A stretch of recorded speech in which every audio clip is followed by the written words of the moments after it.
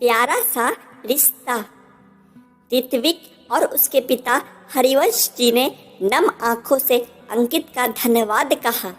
सब समझ रहे थे कि बाहर का एक लड़का आज उनके परिवार के लिए कितना बड़ा काम कर गया। कौन था वो लड़का जिसकी इतनी तारीफें हो रही थी? चलिए आगे जानते हैं। 10 साल की गीता शाम को खेल कूद कर वापस आई। दरवाजे की घंटी बजाई तो सामने किसी अजनबी युवक को देखकर चकित रह गई। तब तक अंदर से उसकी माँ सोनाली बाहर निकली और मुस्कुराते हुए बेटी से कही, बेटे या तुम्हारी मम्मा के फ्रेंड सोनू अंकल है, नमस्ते करो अंकल को।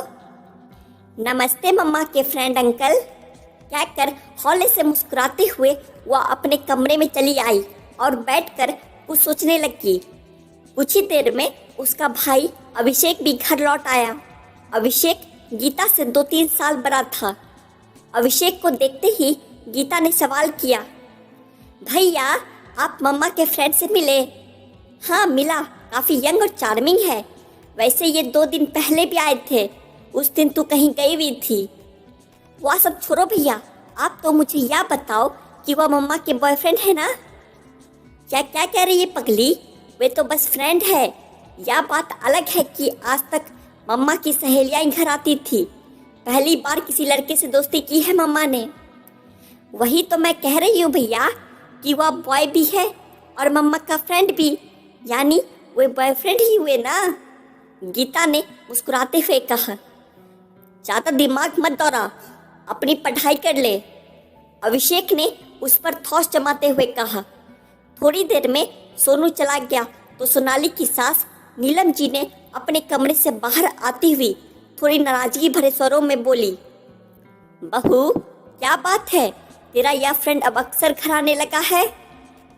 अरे नहीं मम्मी जी, वह दूसरी बार ही तो आया था और वह भी ऑफिस के किसी काम के सिलसिले पे। मगर बहू तू तो कहती थी कि तेरे ऑफिस में ज़्यादातर महिलाएं हैं और अगर पुरुष है भी तो वे अधिक उम्र के हैं, जबकि यह लड़का तो तुझसे भी छोटा लग रहा था। मम्मी जी हम समान उम्र के ही हैं, सोनू मुझसे केवल 2 महीने छोटा है। दरअसल बात यह है कि हमारे ऑफिस में सोनू का ट्रांसफर हाल में ही हुआ है।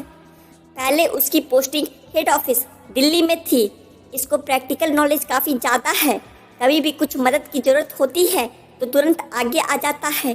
तभी यह ऑफिस में बहुत जल्दी सबका दोस्त बन गया है। अच्छा मम्मी जी यह सब छोड़िए, आप बताइए आज खाने में क्या बनाऊं? जो दिल करे बना ले बहू, पर देख लड़कों से ज़रूरत से ज़्यादा मेलजोल बढ़ाना सही नहीं होता। तेरे भले के लिए कह रही हूँ बहू। अरे मम्मी जी आप निश्चिंत रहिए, सोनू बहुत अच्छा लड़का है, कहकर हंसती हुई सोनाली अंदर चली गई। मगर नीलम जी का चेहरा बना रहा। रात में जब सोनाली का पति ऋत्विक घर लौटा तो खाने के बाद नीलम जी ने ऋत्विक को कमरे में बुलाया और धीमी आवाज में उसे सोनू के बारे में सब कुछ बता दिया। ऋत्विक ने नीलम जी को समझाने की कोशिश की, माँ आज के समय में महिलाओं और पुरुषों की दोस्ती आम बात है। वैसे भी आप जानती ही हो सोनाली कितनी समझदार है, आप टेंशन क्यों लेती हो माँ? बेटा मेरी बूढ़ी हड्डियों ने इतनी दुनिया देखी है जितनी तू सोच भी नहीं सकता। स्त्री पुरुष की दोस्ती यानी घी और आग की दोस्ती, आग पकड़ते समय नहीं लगता बेटा। मेरा फर्ज था तुझे समझाना, सो समझा दिया, बाकी तुझे क्या करना है तू समझ। डोंट वरी माँ, ऐसा कुछ नहीं होगा। अच्छा मैं चलता हूँ सोने। ऋत्विक नीलम जी के पास से तो उठकर चला आया, मगर कहीं ना कहीं उनकी बातें देर तक उसके जहन में घूमती रही। वह सोनाली से बहुत प्यार करता था और उस पर पूरा यकीन भी था, मगर आज जिस तरह नीलम जी शक जाहिर कर रही थी उस बात को वह पूरी तरह इग्नोर भी नहीं कर पा रहा था।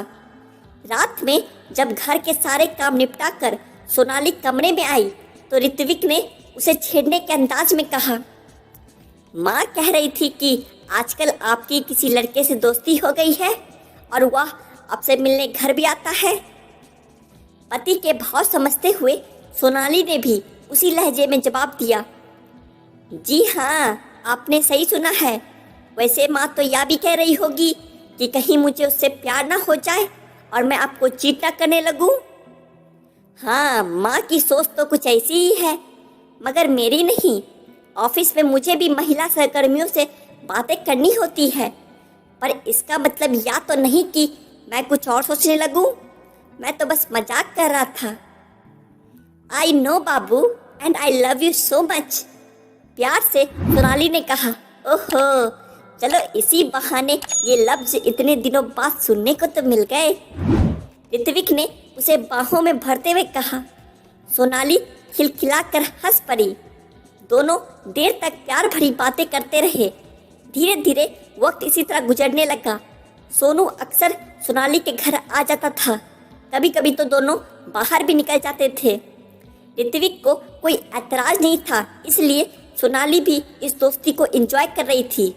साथ ही ऑफिस के काम भी आसानी से निपट जाते थे। सोनाली ऑफिस के साथ घर भी बहुत अच्छी तरह से संभालती थी। ऋत्विक को इस मामले में भी पत्नी से कोई शिकायत नहीं थी। नीलम जी अक्सर बेटे को टोकती थी, या सही नहीं है ऋत्विक, तुझे फिर कह रही हूँ, पत्नी को किसी और के साथ इतना घुलने मिलने देना उचित नहीं है। तब ऋत्विक कहता था, माँ एक्चुअली सोनाली ऑफिस के कामों में ही सोनू की हेल्प लेती है। दोनों एक ही फील्ड में काम कर रहे हैं और एक दूसरे को अच्छे से समझते हैं, इसलिए स्वाभाविक है कि काम के साथ साथ थोड़ा समय साथ बिता लेते हैं। इसमें कुछ कहना मुझे ठीक नहीं लगता माँ। और फिर तुम्हारी बहू इतना कमा भी तो रही है। याद करो माँ, जब सोनाली घर पर रहती थी तो कई दफ़ा घर चलाने के लिए हमारे हाथ तंग हो जाते थे। आखिर बच्चों को अच्छी शिक्षा दी जा सके, इसके लिए तो सोनाली का काम करना भी तो जरूरी है ना। और तो और जब वह घर संभालने के बाद काम करने बाहर जा रही है तो हर बात पर टोका टोकी भी तो अच्छी नहीं लगती है ना। बेटे, मैं तेरी बात समझ रही हूँ, पर तू मेरी बात नहीं समझता। देख, थोड़ा नियंत्रण भी जरूरी है बेटा, वरना कहीं तुझे बाद में पछताना ना पड़े। नीलम जी ने मुंह बनाते हुए कहा।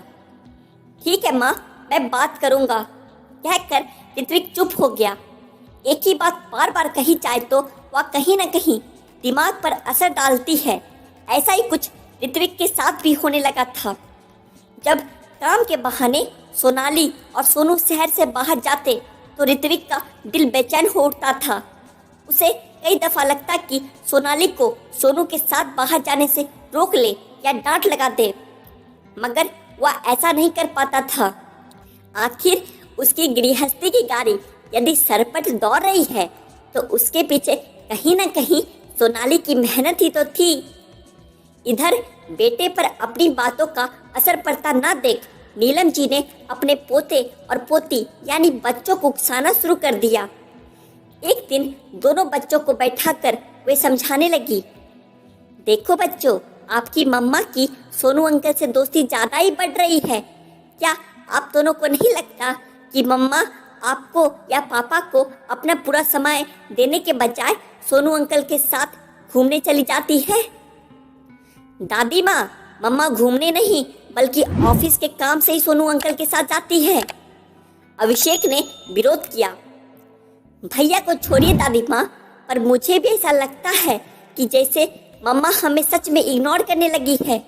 जब देखो ये अंकल हमारे घर आ जाते हैं और मम्मा को ले जाते हैं। या सही नहीं है? हाँ बेटा, मैं इसीलिए कह रही हूँ कि थोड़ा ध्यान दो। मम्मा को कहो कि अपने दोस्त के साथ नहीं बल्कि तुम लोगों के साथ समय बिताया करे। वह रविवार का दिन था। बच्चों के कहने पर सोनाली और ऋत्विक उन्हें लेकर वाटर पार्क जाने वाले थे। दोपहर की नींद लेकर जैसे ही दोनों बच्चे तैयार होने लगे तो माँ को ना देखकर दादी के पास पहुँचे और उनसे कहे, दादी माँ, मम्मा कहाँ है? दिख नहीं रही। तुम्हारी मम्मा गई अपने फ्रेंड के साथ, मतलब सोनू अंकल के साथ। हाँ, लेकिन दादी माँ, उन्हें तो हमारे साथ जाना था। क्या हमसे ज़्यादा उनको वो बॉयफ्रेंड इम्पोर्टेंट हो गया है? कहकर गीता ने मुंह फुला लिया। विराज भी उदास हो गया। लोहा गरम देख नीलम जी ने हथौड़ा मारने की गरज से सबके सामने जोर से कहा, यही तो मैं कहती आ रही हूँ बच्चों इतने समय से कि बहू के लिए अब अपने परिवार से ज्यादा महत्वपूर्ण वह पराया आदमी हो गया है। तुम्हारे बाप को समझा समझा कर थक गई, लेकिन इस बुद्धू को तो कुछ समझ ही नहीं आता।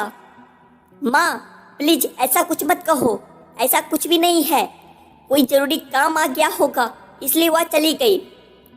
ऋत्विक ने सोनाली के बचाव में कहा, पर पापा हमारा दिल रखने से जरूरी और कौन सा काम हो गया भला? कहकर अभिषेक गुस्से में उठा और अपने कमरे में चला गया। उसने अंदर से दरवाजा बंद कर लिया। गीता भी चिढ़कर बोली, लगता है मम्मा को हमसे ज्यादा प्यार उस सोनू अंकल से हो गया है। और फिर वह भी पैर पटकती अपने कमरे में चली गई। शाम को जब सोनाली लौटी तो घर में सबका मूड ऑफ था। सोनाली ने बच्चों को समझाने की कोशिश करते हुए कहा, तुम्हारे सोनू अंकल के पैर में गहरी चोट लग गई थी, तभी मैं उन्हें लेकर अस्पताल गई। मम्मा आज हम कोई बहाना नहीं सुनने वाले, आपने अपना वादा तोड़ा है और वह भी उस सोनू अंकल की खातिर। हमें कोई बात नहीं करनी आपसे। कहकर दोनों बच्चे वहां से उठकर चले गए। अब गीता और अभिषेक अपनी माँ की दोस्ती सोनू से कतई पसंद नहीं कर रहे थे। वे अपने ही माँ से कटे कटे से रहने लग गए। गर्मी की छुट्टियों के बाद बच्चों की स्कूल खुल गए और अभिषेक अपने हॉस्टल चला गया। इधर नीलम जी ने इस दोस्ती का जिक्र सोनाली के माँ बाप से भी कर दिया। सोनाली के माँ बाप भी इस दोस्ती के खिलाफ थे। इसी बीच गीता की दोस्ती सोसाइटी के एक लड़के अंकित से हो गई। वह गीता से 2-4 साल बड़ा था, यानी कि अभिषेक की उम्र का था। वह जूडो कराटे में चैंपियन और फिटनेस फ्रीक लड़का था। गीता उसकी बाइक रेसिंग से भी बहुत प्रभावित थी। वे दोनों एक ही स्कूल में थे, दोनों साथ स्कूल आने जाने लगे। अंकित दूसरे लड़कों की तरह नहीं था। वह गीता को अच्छी बातें बताता, उसे सेल्फ डिफेंस की ट्रेनिंग देता और स्कूटी चलाना भी सिखाता था। अंकित का साथ गीता को बहुत पसंद आता था। एक दिन गीता अंकित को अपने साथ घर ले आई। सोनाली ने उसकी अच्छे से अवभगत की। सबको अंकित अच्छा लड़का लगा, इसलिए किसी ने गीता से कोई पूछताछ नहीं की। अब तो अंकित अक्सर ही घर आने लगा। वह गीता की मैथ्स की प्रॉब्लम भी सॉल्व कर देता और जूडो कराटे भी सिखा देता। एक दिन गीता ने सोनाली से कहा, मम्मा आपको पता है अंकित डांस भी जानता है। वह कह रहा था कि वह मुझे डांस सिखा देगा। या तो बहुत अच्छा है, तुम दोनों बाहर लॉन में या फिर अपने कमरे में डांस की प्रैक्टिस कर सकते हो। मम्मा आपको क्या घर में किसी को ऐतराज तो नहीं होगा ना? गीता ने पूछा। अरे नहीं बेटा, अंकित बहुत अच्छा लड़का है, वह तुम्हें अच्छी बातें सिखाता है। तुम दोनों क्वालिटी टाइम स्पेंड करते हो, फिर हम ऐतराज क्यों होगा? बस बेटा याद ध्यान रखना कि अंकित और तुम फालतू बातों में समय मत लगाना। काम की बातें सीखो, खेलो कूदो, उसमें कोई बुराई नहीं है। ओके थैंक यू मम्मा। कहकर स्वरा खुशी खुशी चली गई। अब अंकित हर संडे गीता के घर आ जाता था और दोनों डांस प्रैक्टिस करते। समय इसी तरह बीतता रहा। एक दिन सोनाली और ऋत्विक किसी काम से बाहर गए हुए थे। घर में गीता दादा दादी के साथ अकेली थी। किसी काम से अंकित घर आया तो गीता उससे मैथ की प्रॉब्लम सॉल्व करवाने लगी। इसी बीच अचानक गीता की दादी के करहाने और बाथरूम में गिरने की आवाज सुनाई दी। तुरंत गीता और अंकित दौड़कर बाथरूम पहुंचे तो देखा दादी फर्श पर बेहोश पड़ी थी। गीता के दादा ऊंचा सुनते थे और उनके पैरों में भी तकलीफ रहती थी, इसलिए वे अपने कमरे में सोए थे। गीता घबराकर रोने लगी। तब अंकित ने उसे चुप कराया और जल्दी से एम्बुलेंस वाले को फोन किया। गीता ने तुरंत ही अपने मम्मी डैडी को भी हर बात बता दी। इस बीच अंकित जल्दी से नीलम जी को लेकर पास के अस्पताल गए भागा। उसने पहले ही अपने घर से रुपये मंगवा लिए थे। अस्पताल पहुंचकर उसने बहुत समझदारी के साथ दादी को एडमिट करा दिया और प्राथमिक इलाज शुरू कराया। उनको हार्ट अटैक आया था। अब तक सोनाली और ऋत्विक भी हॉस्पिटल पहुंच गए थे। डॉक्टर ने सोनाली और ऋत्विक से अंकित की तारीफ करते हुए कहा, ऋत्विक जी, इस लड़के ने जिस फुर्ती और समझदारी से आपकी माँ को हॉस्पिटल पहुंचाया, वह काबिल तारीफ है। अगर ज़्यादा देर हो जाती तो समस्या बढ़ सकती थी, यहाँ तक कि जान को भी खतरा हो सकता था। सोनाली आगे बढ़कर अंकित को गले से लगा ली। ऋत्विक और उसके पिता हरिवंश जी ने भी नम आंखों से अंकित का धन्यवाद कहा। सब समझ रहे थे कि बाहर का एक लड़का आज उनके परिवार के लिए कितना बड़ा काम कर गया। हालत सुधरने पर नीलम जी को अस्पताल से छुट्टी दे दी गई। घर लौटने पर नीलम जी ने अंकित का हाथ पकड़कर गदगद स्वर में कहा, आज मुझे पता चला कि दोस्ती का रिश्ता इतना खूबसूरत होता है। तुमने मेरी जान बचाकर इस बात का एहसास दिला दिया बेटे कि दोस्ती का मतलब क्या है। या तो मेरा फर्ज था दादी जी, अंकित मुस्कुराते हुए बोला। तब नीलम जी ने सोनाली की तरफ देखकर प्यार भरे स्वर में कहा, मुझे माफ कर दे बहू, दोस्ती तो दोस्ती होती है, बच्चों की हो या बड़ों की। तेरी और सोनू की दोस्ती पर शक करके हमने बहुत बड़ी भूल कर दी। आज मैं समझ सकती हूँ कि तुम दोनों की दोस्ती कितनी प्यारी होगी। आज तक मैं समझ ही नहीं पाई थी। सोनाली आगे बढ़कर नीलम जी के गले लगती हुई बोली, मम्मी जी, आप बड़ी हैं, आपको मुझसे माफ़ी मांगने की कोई ज़रूरत नहीं है। आप सोनू को जानती नहीं थी, इसलिए आपके मन में सवाल उठ रहे थे, यह बहुत स्वाभाविक था। पर मैं उसे पहचानती हूँ, इसलिए बिना कुछ छिपाए उस रिश्ते को आपके सामने लेकर आई थी। तभी दरवाजे पर दस्तक हुई। सोनाली ने दरवाजा खोला तो सामने हाथों में फल और गुलदस्ता लिए सोनू खड़ा था। घबराए हुए स्वर में उसने पूछा, मैंने सुना है कि अम्मा जी की तबीयत खराब हो गई है, अब कैसी है वो? बस तुम्हें याद कर रही थी, हंसते हुए सोनाली ने कहा और हाथ पकड़कर उसे अंदर ले आई। तो दोस्तों, आपको आज की कहानी कैसी लगी? अपना अनुभव हमारे साथ अवश्य शेयर करें। कहानी पसंद आई होगी तो वीडियो को लाइक कर दें और ऐसी ही कहानियाँ सुनने के लिए चैनल को सब्सक्राइब भी कर लीजिए। मैं फिर वापस आऊँगा ऐसी ही एक बेहतरीन कहानी लेकर। तब तक के लिए मुस्कुराते रहिए और हमेशा खुश रहिए। धन्यवाद।